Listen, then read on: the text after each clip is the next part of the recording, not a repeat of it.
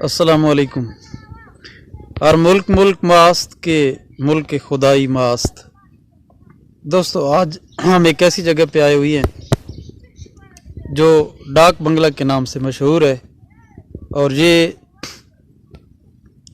अंग्रेज़ दौर का या उससे पहले मुगलिया दौर का बना हुआ एक बिल्डिंग है, जो कि एक तो कदीम जो तर्ज तामीर है उसका एक आला नमूना भी है, और मुख्तलिफ़ तारीख़ी शवाहिद मिलते हैं। एक तो मुगलिया दौर हुकूमत में जो डाक की तकसीम का घोड़ों के ज़रिए सिलसिला था,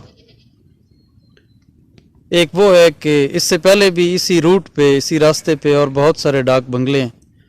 काला बाग एक ये डाक बंगला, और इससे आगे भी कुछ लोगों ने गिरा दिए हैं और कुछ अभी तक बाकी हैं।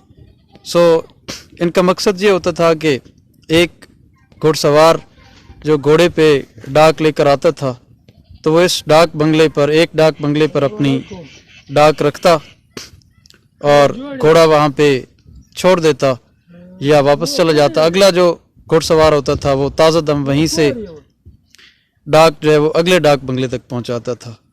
तो ये कुछ तारीख जो मेरे नाकिस इल्म में है। बाकी इस बंगले की जो अंदरूनी साइड है और जो इसकी हालत है उसका आपको नज़ारा कराते हैं। पुराने दौर के जितने भी बिल्डिंग्स हैं वो अपनी गुर्बत की दास्तान बयान कर रही हैं। ये बंगला भी जो है वो तकरीबन मुनहदिम होने वाला है और अपनी जो आखिरी ज़िंदगी के दिन है वो रो कर गुजार रहा है। कुछ ज़िंदगी के दिन तो इसने हंस कर गुजारे होंगे और कुछ जो अभी रह गए हैं ये रो कर गुजार रहा है।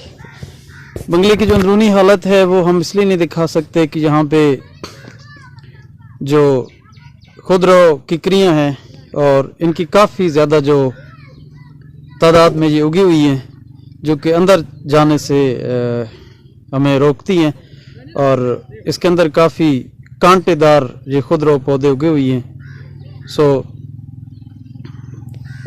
बाहर से इसका नज़ारा करते हैं। छत भी गिर चुकी है। ये इस पे जो पत्थर लगे हुए हैं ये पुराने ज़माने का जो पत्थर है वो जिसको तराश के मिस्त्री लोग बड़ी मेहनत से लगाते थे।